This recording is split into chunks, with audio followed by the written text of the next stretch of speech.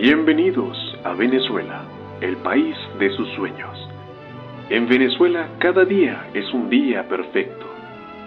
Cada año, miles de turistas visitan el país para disfrutar de las maravillosas playas y del glorioso sol. Sin embargo, el verdadero tesoro de Venezuela yace bajo tierra. Tiene una de las mayores reservas de petróleo del mundo. Tal riqueza ha provocado un maravilloso crecimiento económico en los últimos años. Con tal bendición, es seguro que el futuro de Venezuela solo puede ser riqueza y prosperidad. Riqueza y prosperidad. Riqueza y prosperidad.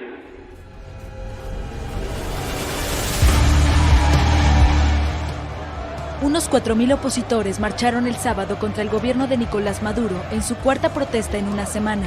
La crisis venezolana sigue en aumento. Hoy es el 9º día de enfrentamientos que poco a poco se han extendido a otras ciudades fuera de Caracas. Esto es lo que hace ese gobierno. Esto es lo que hace ese gobierno, maldito. Ahora, Señor, tú te hagas presente en este pueblo, Señor. Queremos, Señor, aguardamos delante de tu presencia, Padre Santo. Queremos tenerte, Señor. Aguardamos delante de tu presencia. En 2002, hace apenas 20 años, Venezuela era el país más rico de Sudamérica. Bendecido con más reservas de petróleo que ninguna otra nación, parecía que el futuro era brillante. Hoy, ese país prometedor ha desaparecido y se ha convertido en una de las naciones más pobres de América Latina, con hambre y desesperación. En 2017, el venezolano promedio perdió 11 kilos por falta de alimentos. La situación es tan desoladora que 6 millones han huido, muchos caminando días para llegar a países vecinos. Además de la ruina económica, Venezuela también ha perdido su democracia, pasando de una nación con elecciones respetables a ser ahora un estado totalitario. Así que, ¿cómo sucedió? ¿Cómo pasó Venezuela de ser la envidia de otras naciones latinoamericanas a su mayor fuente de refugiados? ¿Cómo pasó de ser un país con frecuentes traspasos de poder a uno que lo ha intentado todo, pero no logra deshacerse de su dictador? En resumen, ¿cómo se convirtió Venezuela en el mayor desastre de la historia reciente de Latinoamérica?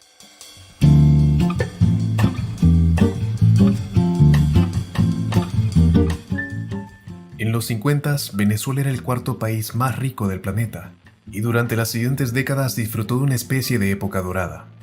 Parecía haber estabilidad política y un rápido crecimiento económico. Sin embargo, bajo la superficie no era tan color de rosa. Las enormes reservas de petróleo de Venezuela le hacían depender de este producto, y la suerte del país fluctuaba con el precio del petróleo. En 1973, la guerra en Oriente Medio hizo que el precio del petróleo se cuadruplicara en un año. Para Venezuela eso fue una bonanza. El gobierno nacionalizó las compañías petroleras y sus ingresos se dispararon. Sin embargo, mientras los ingresos del gobierno aumentaban, sus gastos lo hacían aún más. El gobierno gastó y despilfarró tanto dinero que para finales de los 70s estaba profundamente endeudado. Cuando un nuevo presidente tomó el poder en 1979, bromeó diciendo que asumía el poder de una Venezuela hipotecada. Las cosas podrían haber ido bien si el precio del petróleo se hubiera mantenido alto, pero en los 80 se desplomó. Lo que había sido una fiesta se convirtió en hambruna y el país entró en una profunda recesión. Fue por ese entonces que un joven marxista llamado Hugo Chávez empezó a planear un golpe militar. Chávez estaba en el ejército y se había vuelto cínico con la política venezolana. Con la economía en crisis, decidió que tomaría el poder y utilizaría el dinero del petróleo para construir una utopía comunista. A lo largo de los 80, Chávez reclutó hombres para su causa y pronto tuvo su propio ejército privado. Mientras tanto, el descontento crecía entre la población. El gobierno intentó introducir medidas para mejorar la economía, pero fueron profundamente impopulares. En 1989 se produjo una ola de disturbios y saqueos, que se conoció como el Caracazo. Duró 9 días y cientos de personas murieron a manos de las fuerzas de seguridad. A Hugo Chávez, que continuaba reclutando soldados, este descontento le vino como anillo al dedo. A este punto, para el público venezolano todavía era desconocido. Pero eso cambió en 1992, cuando intentó dar el golpe que llevaba tanto tiempo planeando. El golpe falló, pero Chávez no iba a rendirse. Cuando se dirigió a sus soldados, les dijo que depusieran las armas, pero dejó muy claro que volverían a intentar. Por ahora, los objetivos que nos planteamos no fueron logrados en la ciudad capital. Hicieron muy bien por allá, pero ya es tiempo de evitar más derramamiento de sangre, Chávez fue encarcelado por 1 año. Sin embargo, para muchos ciudadanos era un héroe. Para la gente común, Chávez resultaba más cercano que las élites gobernantes que odiaban. Como ellos, tenía piel oscura y hablaba de la misma manera. La corrupción de la clase política se puso de manifiesto al año siguiente, cuando el presidente fue procesado por malversación de fondos. Chávez pasó a ser visto como el valiente soldado que se había enfrentado a la muy corrupta clase dirigente. Fue liberado 1 año después y se dedicó a conquistar el poder a través de las urnas. Hizo campaña por todo el país y para las elecciones de 1998, Chávez se había convertido en el hombre más popular de toda Venezuela. Su popularidad, combinada con el odio hacia la élite gobernante, hizo que obtuviera el 56% de los votos, una victoria inequívoca. La elección de Chávez recibió la bendición de los izquierdistas de todo el mundo. And what's so exciting about at last visiting Venezuela, I can see how a better world is being created and can speak to the person who's inspired it. Lo emocionante. Chávez era desconocido en la política. Nadie sabía qué esperar de él, o hasta qué punto sería radical. Apenas llegó al poder, Chávez no tardó nada en cambiar la constitución venezolana. En ese momento, los presidentes venezolanos estaban limitados a 1 mandato, pero Chávez no quería tener solo 1 mandato. Fue por ello que convocó un referéndum sobre la conveniencia de cambiar la constitución y tras ganar se celebraron elecciones para determinar quién redactaría la nueva constitución y de nuevo Chávez ganó. La nueva constitución entró en vigor en 1999. Eso significaba que Chávez sería capaz de postularse para un segundo mandato. Y sumado a esto, disminuyó significativamente el poder del Congreso. Esto era bueno para Chávez ya que no controlaba el Congreso. Con un poder casi total, Chávez comenzó la política, que sería de las más perjudiciales para la economía venezolana. Esa política fue la expropiación, también llamada nacionalización. En esencia, significaba que el gobierno confiscaba empresas o tierras de ciudadanos particulares. Los primeros ejemplos fueron la expropiación de tierras agrícolas. Chávez quería arrebatar la tierra a los ricos y dársela a los pobres. Otorgó a funcionarios de bajo rango el poder de confiscar tierras que consideraran poco productivas. El funcionario entonces podía entregar la tierra a otra persona. Por supuesto, todo esto se prestaba a abusos y los funcionarios se limitaban a confiscar tierras y dárselas a sus amigos o partidarios políticos. Personas que invirtieron años en sus granjas verían cómo se les quitaba todo. Aquí es una finca a la cual le dediqué 28 años de mi vida, donde invertí todos mis recursos. Y que bueno,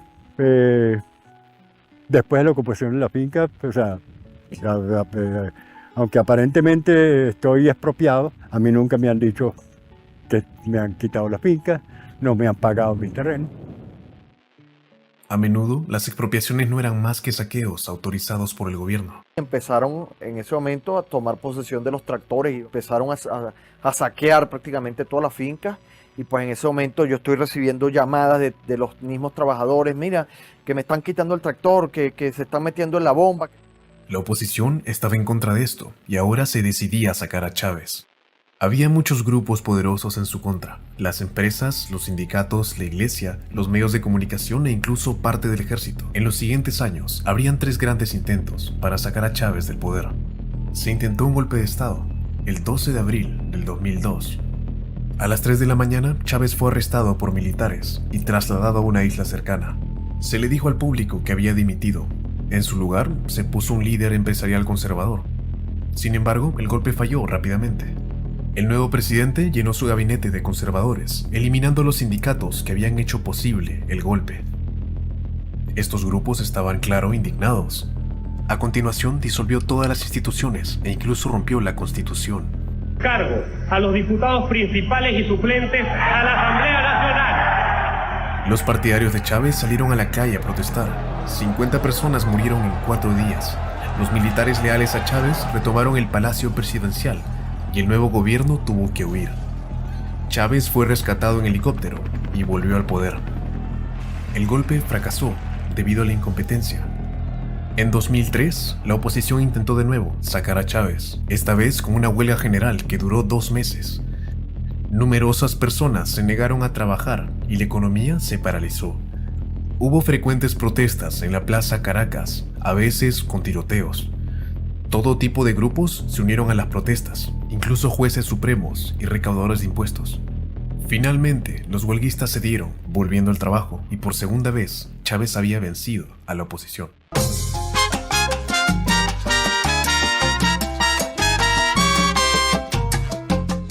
Ya que la industria petrolera era tan importante para Venezuela, Chávez quería hacerse con el control de la petrolera estatal, PDVSA. Había sido propiedad del gobierno durante décadas, sin embargo la gente que la dirigía estaba en contra de Chávez. Despidió a más de 18.000 empleados, casi media planilla. Entonces cubrió esas vacantes con sus partidarios, que podía controlar. Chávez ahora tenía el control directo sobre todo el dinero del petróleo, que utilizaba para pagar programas de bienestar para los pobres. También lo utilizó para comprar votos y pagar sobornos. En 2004, la oposición intentó de nuevo destituir a Chávez mediante un referéndum revocatorio. La Constitución, que él había implementado en 1999, tenía un artículo para que el presidente pueda ser destituido por referéndum. Para que se diera a cabo el referéndum, era necesario que el 20% del electorado firmara una petición diciendo que lo quería.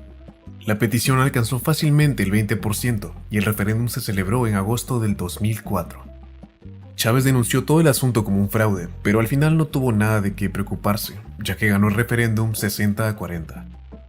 Con la victoria en el referéndum, Chávez se volvió cada vez más antiamericano. Creía que Estados Unidos orquestó todo ese referéndum porque querían que se fuera. Hizo todo tipo de insultos contra los Estados Unidos y el presidente Bush. De papá lo fueron llevando. Fue un alcohólico. Ustedes tienen de presidente un alcohólico, es la verdad. You are a donkey, Mr. Danger. Las relaciones empeoraban con Estados Unidos y Chávez se aliaba cada vez más con China y Rusia, que pasaron a prestar cantidades enormes de dinero a Venezuela. Chávez siguió sometiendo a las instituciones del país. En 2004, llenó el Tribunal Supremo, añadiendo 12 nuevos magistrados a los que podía controlar. Luego, se lanzó contra los medios de comunicación, que habían estado en su contra desde que tomó el poder.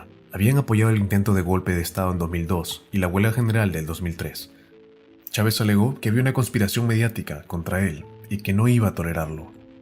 Introdujo una ley que sometía a la radio y la televisión, y cito, a la responsabilidad social, supuestamente para proteger a los niños de programas inapropiados. Esto permitió a Chávez imponer fuertes multas y retirar las licencias de emisión si los medios hacían algo que no le gustaba. Las empresas empezaron a autocensurarse. Los periodistas que criticaban al gobierno perdían su trabajo e incluso eran detenidos. Otra institución importante fue la autoridad electoral llamada CNE. Esta controlaba todo lo relacionado a las elecciones, cómo se celebraban, cuáles eran las normas y qué se consideraba una violación de las normas. También, crucialmente, controlaba el recuento de votos. Desde que tomó el poder, Chávez había llenado la autoridad electoral con sus partidarios. La oposición se indignó por ello, creyendo que Chávez tenía una ventaja injusta. Alegaron que los resultados de las elecciones no eran válidos y decidieron boicotear las elecciones del Congreso del año 2005. Por supuesto, esto significaba que el Congreso estaba ahora compuesto solo por partidarios de Chávez. En 2006, el propio Chávez se presentó a la reelección. Las encuestas decían que el 55% le apoyaría, así que parecía una victoria fácil. Su control de la autoridad electoral le permitió saltarse las normas electorales. Por ejemplo, utilizó dinero público para su propia campaña. Al final, las elecciones fueron un rotundo éxito. Chávez obtuvo el 63% de los votos, aplastando al oponente. Bueno, sí.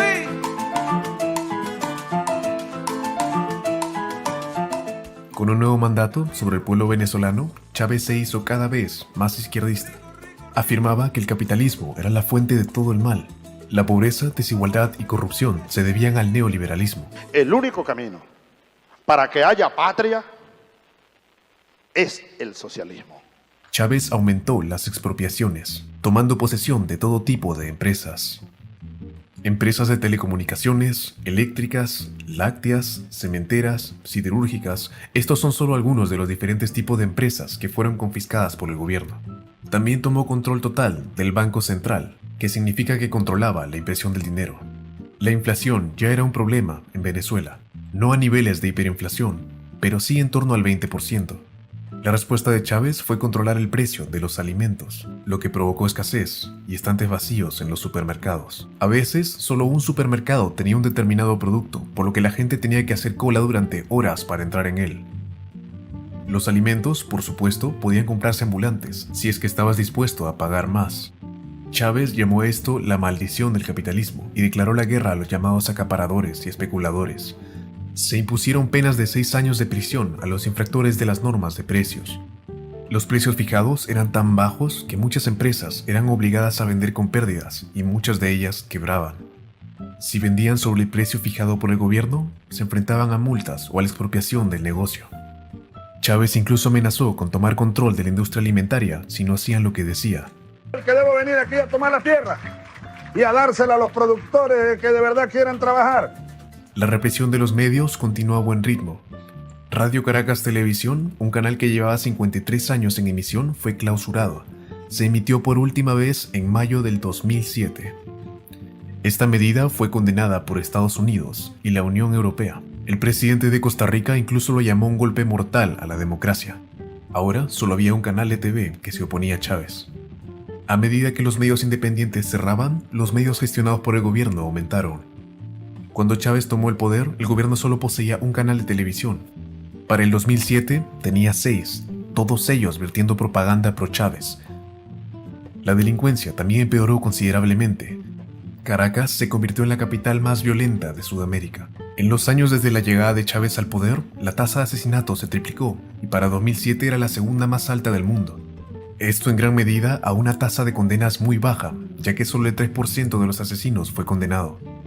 Ahora, en su segundo mandato, Chávez se enfrentó al mismo problema que tenía antes, los límites de mandato en la Constitución. Volvió a presionar para cambiar la Constitución, esta vez para poder presentarse a las elecciones presidenciales indefinidamente. Esto solo 8 años después de haber cambiado la Constitución por primera vez. La Constitución que propuso era mucho más izquierdista que la anterior. Describía las elecciones como para la construcción del socialismo. Decía que el papel del Banco Central era contribuir a la economía socialista. La nueva Constitución también haría que la expropiación de empresas sea mucho más fácil. El gobierno ni siquiera necesitaría un fallo judicial para confiscar granjas y fábricas de alimentos. El cambio constitucional se sometió a referéndum y parecía seguro que se aprobaría. Chávez había ganado todas las elecciones o referéndums desde que llegó al poder. Sin embargo, por primera y única vez en su carrera política, Chávez perdió. Reconoció la derrota y dijo que había avanzado demasiado rápido para el pueblo venezolano. Sin embargo, no iba a rendirse tan fácilmente, simplemente decidió rehacer el referéndum. Pero tendría que hacerlo pronto. Hasta ahora, Chávez había mantenido el espectáculo funcionando, gracias al enorme aumento del precio del petróleo.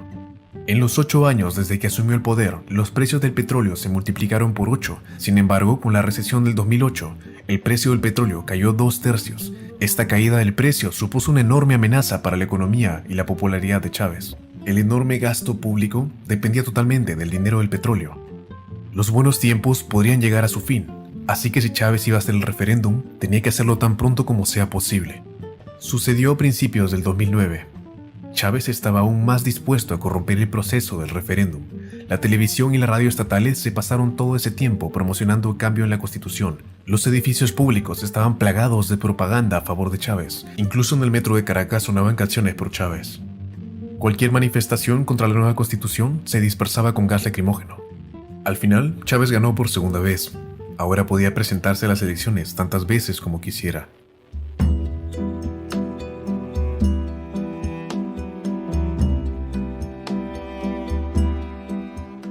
Poco a poco, Chávez se volvió más y más represivo. Empezó a intimidar a la oposición, que tuvo que ir a esconderse. Un ex ministro de defensa de Chávez fue detenido y acusado de corrupción. Había estado en el gabinete de Chávez, pero cambió de bando para unirse a la oposición, y eso hizo que lo detuvieran. Chávez incluso empezó a prohibir a la oposición en las elecciones. Se detuvo a más periodistas, más emisoras de radio fueran sacadas del aire. Incluso se hizo una ley para poder encarcelar a cualquiera por supuestamente dañar la salud mental. Con el tiempo, la política económica de Chávez comenzó a pasar factura. Las empresas nacionales de electricidad y agua se volvieron menos productivas, lo que provocó apagones y escasez de agua.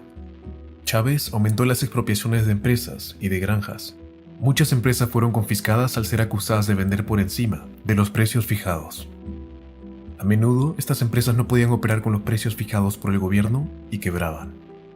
La expropiación de granjas estaba destruyendo la industria alimentaria de Venezuela. Según las propias cifras del gobierno, solo en 2010 confiscó 3 millones de hectáreas de tierras agrícolas. Las granjas se volvieron improductivas muy rápidamente y, como es de imaginar, la producción de alimentos se desplomó. Quiere decir que Venezuela tuvo que depender de importaciones, y en el 2010 el 70% de los alimentos de Venezuela eran importados. Sin embargo, incluso las importaciones tenían problemas. En un incidente, miles de contenedores de alimentos importados acabaron pudriéndose en los puertos. Esto debido a que el gobierno había arruinado su distribución.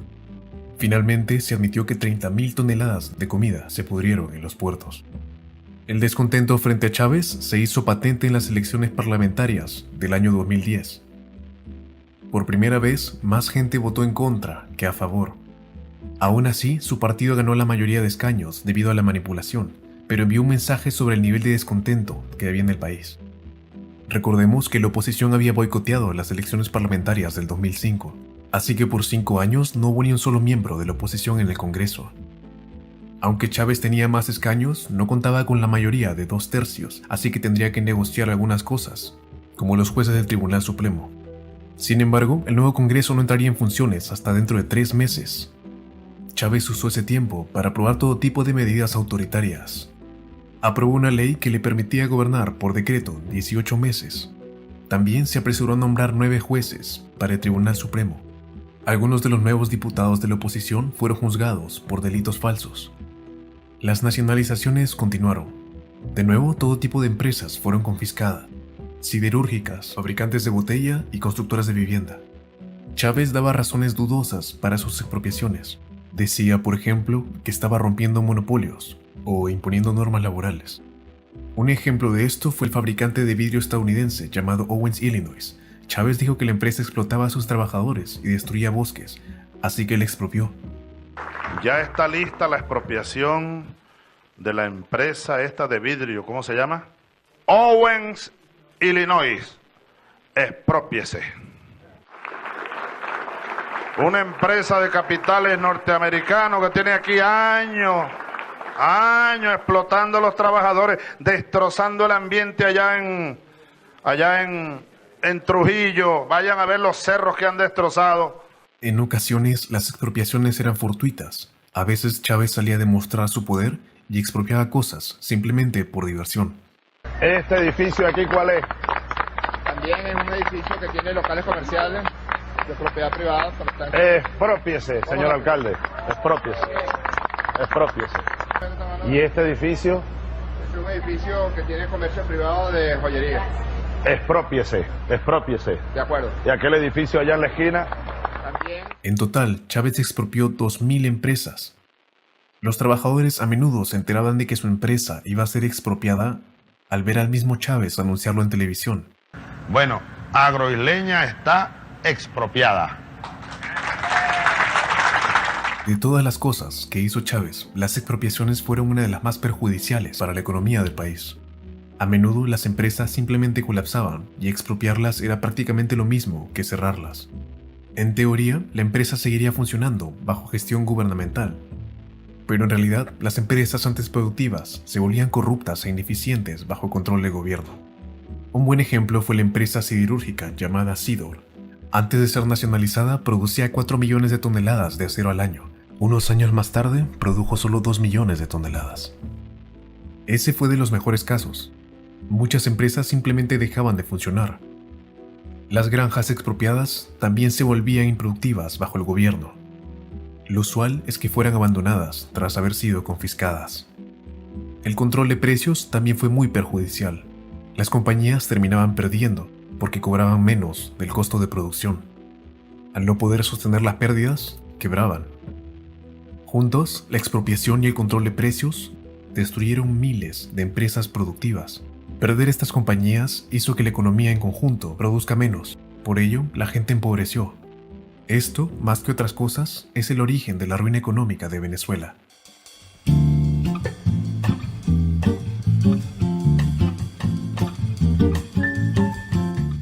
Para el 2011, Chávez estaba claramente mal y tuvo que ir a Cuba para operarse.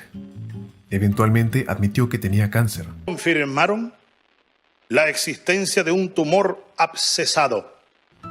Inmediatamente hubo mucha incertidumbre sobre el futuro de Venezuela. El régimen estaba muy centrado en el propio Chávez. ¿Cómo funcionaría si él moría? Esto también hizo que las elecciones del 2012 parecieran mucho más al alcance de la oposición. Sería una batalla cuesta arriba. Chávez tenía un carisma que nadie más podía igualar. Su campaña incluyó promesas habituales: prometió hacer irreversible el socialismo en Venezuela, además de salvar al mundo del capitalismo. También utilizó métodos autoritarios, cerrando el último canal hostil que quedaba, Globovisión. Al final, estas medidas no fueron necesarias. Chávez ganó las elecciones 54-44. Otra gran victoria. Es importante destacar que Chávez llevaba ya 14 años en el poder. Incluso tras ese tiempo, seguía ganando elecciones. Las elecciones no fueron realmente justas, pero de haberlo sido, es probable que igual hubiera ganado. Chávez viviría solo 5 meses después de las elecciones. Chávez falleció el 5 de marzo del año 2013. Ha fallecido el comandante presidente Hugo Chávez Frías. Un gran número de personas acudió a su funeral de estado. Para muchos era un héroe que se enfrentaba a la corrupta clase dirigente y se preocupaba por los pobres por primera vez. Chávez había gastado mucho dinero en los pobres, pero ni de lejos tanto como pudo hacerlo. Había tenido mucha suerte. El precio del petróleo se había triplicado desde que asumió el poder. En sus 14 años en el poder, Venezuela había ganado casi $1 billón en ingresos petroleros. Eso es $30,000 por cada hombre, mujer y niño en Venezuela, suficiente para darle a cada habitante más de $2,000 al año. Venezuela había obtenido casi el triple de ingresos del petróleo que en los 14 años anteriores de llegar Chávez al gobierno. En esencia malgastó la mayoría del dinero y solo una fracción llegó a los pobres. Una gran cantidad de ese dinero fue simplemente robada. Es así como personas como la hija del mismo Hugo Chávez, María Chávez, ahora tienen una fortuna de al menos $4,000 millones, probablemente más. Y esto viene de la hija del hombre que dijo que ser rico era malvado e inhumano. No queremos ser rico es malo, es inhumano, así lo digo, y condeno a los ricos cada vez que les dé la gana.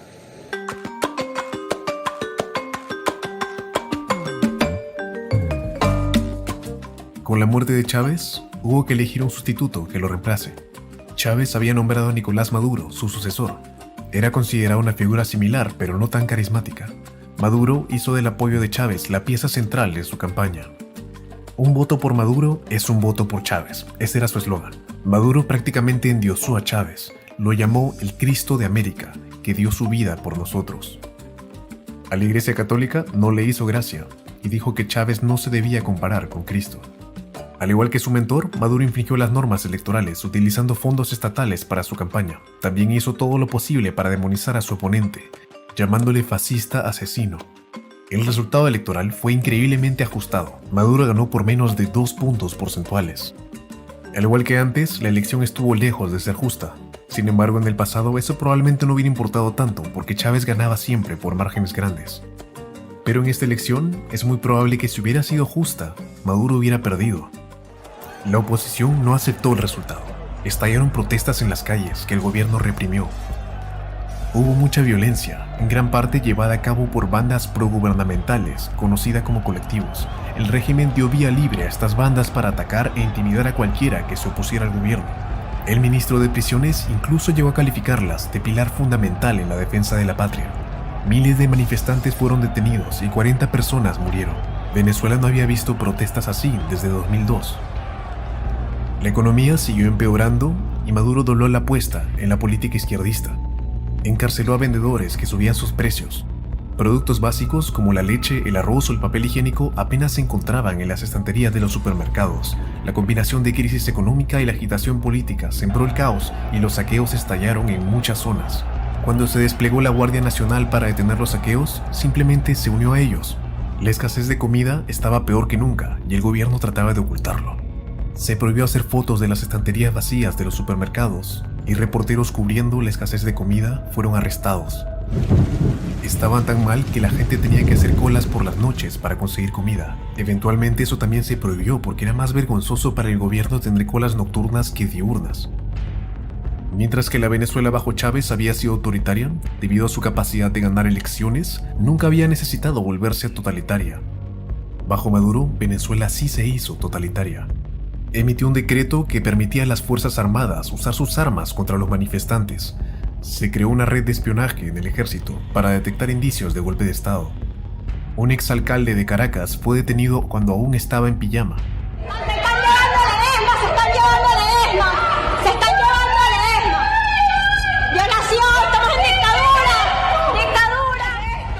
registró un nivel de opresión que Venezuela no había visto antes. Esto fue necesario porque Maduro era muy impopular. Tenía una aprobación del 20%. La mayoría de la gente lo odiaba. Por ejemplo, visitó la isla de Margarita, pensando que sería recibido con afecto, cuando en realidad los lugareños reaccionaron muy mal, golpeándole con cacerolas y sartenes, y Maduro tuvo que huir. Todo el incidente fue compartido en las redes sociales por un periodista que luego fue detenido por delitos falsos.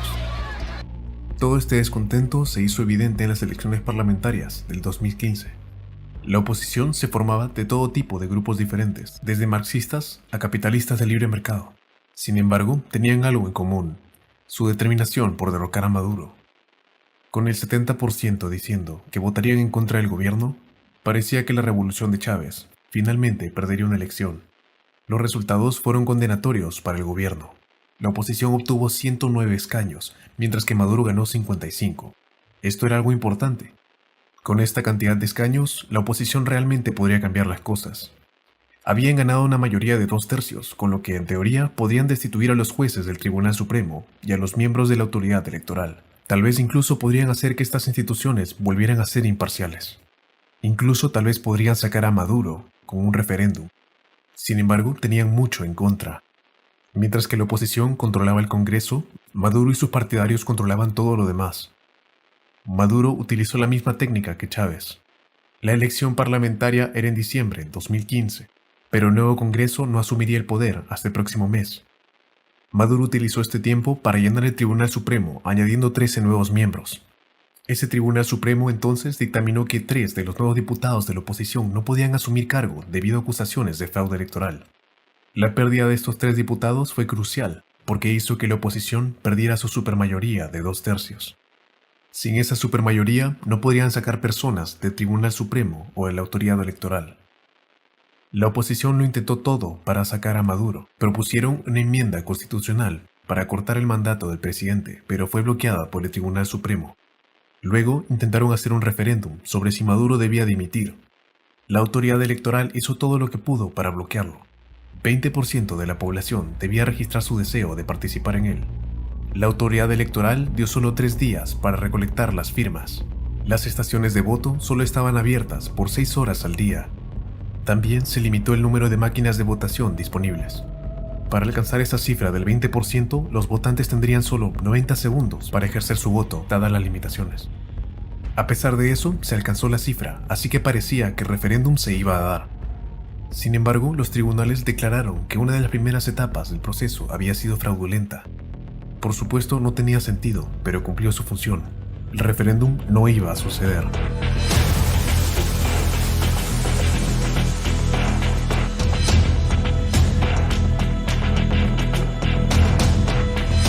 En 2017, tras casi 20 años de políticas económicas desastrosas, la economía comenzó a colapsar. La producción era la mitad de lo que había sido antes y la inflación alcanzó el 1.000.000%. El dinero era tan inútil que la gente lo utilizaba para fabricar artículos novedosos como bolsos o adornos que luego vendían. Incluso el precio del petróleo no ayudaba, ya que casi todo ese dinero era robado. Los empleados de la compañía petrolera estatal incluso habían comenzado a robar maquinaria. Para los venezolanos comunes, la vida era un infierno absoluto.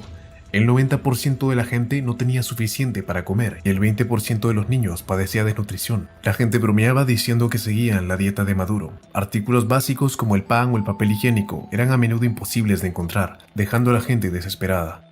Cuando había productos básicos disponibles en un supermercado, se producía una estampida para intentar llegar antes de que se vaciaran las estanterías. La gente incluso llegaba a pelear por los productos más básicos. Venezuela también comenzó a sufrir frecuentes apagones. Para ahorrar energía, el gobierno ordenó a los centros comerciales cerrar temprano y los funcionarios públicos solo iban a trabajar 2 días a la semana. A veces, algunas partes del país se quedaban sin electricidad durante días. Algo parecido ocurrió con el suministro de agua en 2018.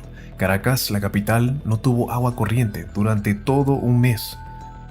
Así que, teniendo la economía en caída libre, la inmigración de Venezuela aumentó drásticamente.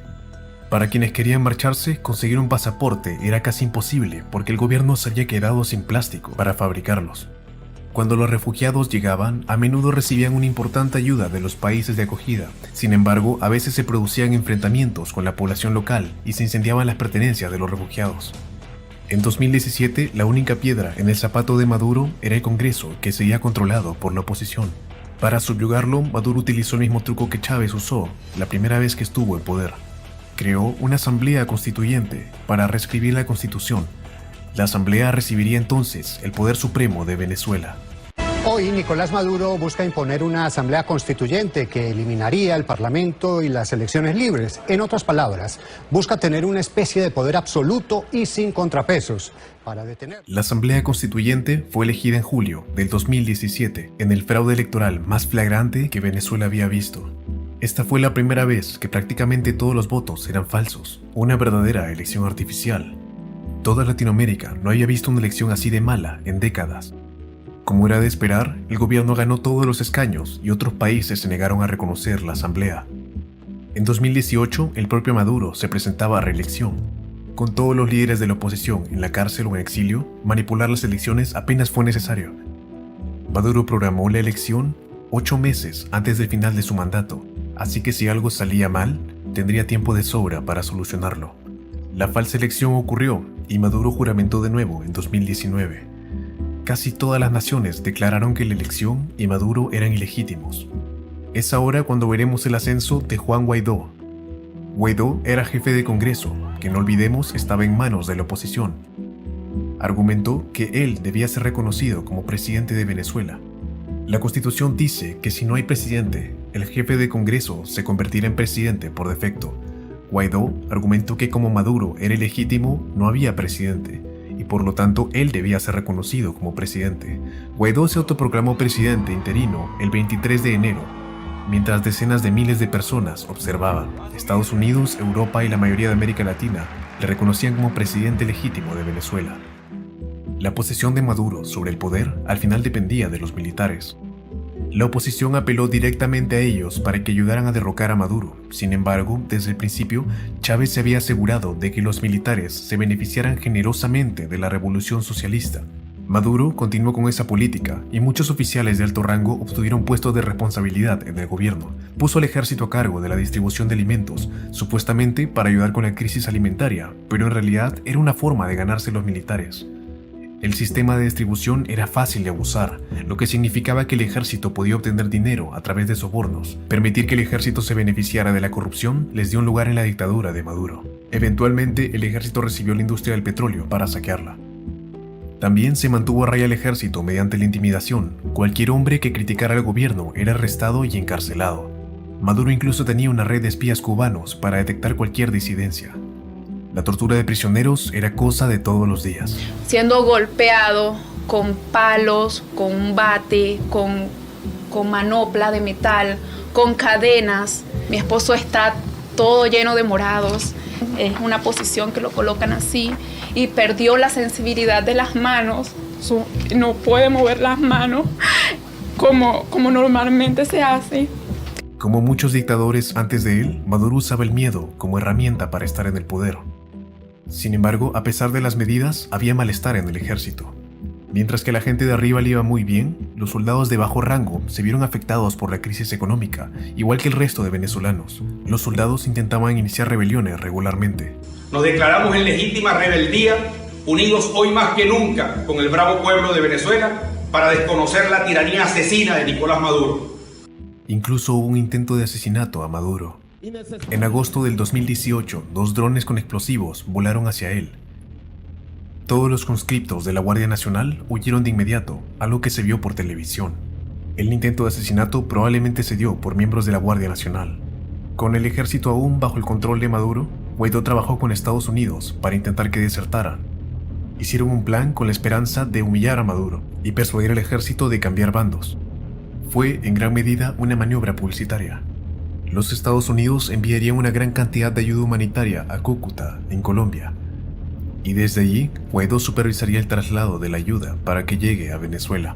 La idea es que los venezolanos estaban claramente desesperados por comida y medicina, que si Maduro la rechazaba, quedaría aún peor de lo que ya estaba. Con suerte, esto influiría en la conciencia de los militares venezolanos. Seguramente no podrían apoyar un régimen que impide que los alimentos lleguen a los ciudadanos hambrientos. Con suerte, sería suficiente para hacerlos desertar. Se sentía como ahora o nunca. Gran parte del mundo democrático trabajaba junto para intentar derrocar a Maduro. Los almacenes de Cúcuta estaban llenos de galletas, papel higiénico y medicinas.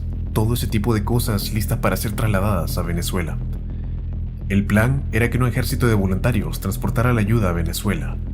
Más de 200.000 personas se ofrecieron a ayudar. Rápidamente quedó claro que Maduro iba a impedir que la ayuda entrara a Venezuela.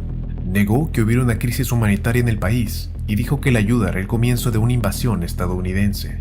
Colocó contenedores de transporte y un depósito de agua en algunos de los puentes para impedir la entrada de los suministros. Aún así, el plan siguió adelante. El gran día sería febrero 23 del 2018. Los presidentes de Colombia, Chile y Paraguay estaban en Cúcuta para seguir los acontecimientos. Camiones llenos de ayuda se dirigieron hacia la frontera de Venezuela, donde fueron repelidos con gases lacrimógenos. Poca ayuda llegó.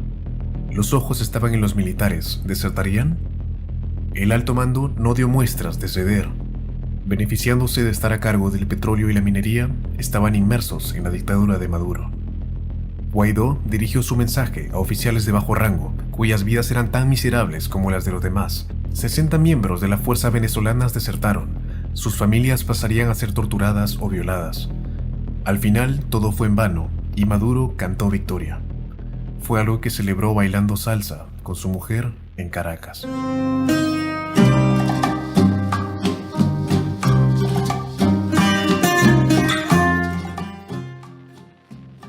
Ese día en Cúcuta fue el mayor intento de sacar a Maduro y falló. La oposición siguió intentando sin ningún éxito. Poco a poco, la atención del mundo se fue a otro lado. Los países se vieron forzados a aceptar que Maduro seguiría en el poder. Al momento de hacer este video, Nicolás Maduro sigue teniendo a Venezuela como rehén. Las negociaciones con la oposición se siguen dando por años, pero pocos esperan que resulte algo de ellas. Desde que Chávez llegó al poder, 6 millones de venezolanos han huido. Casi todos los que quedan viven en pobreza.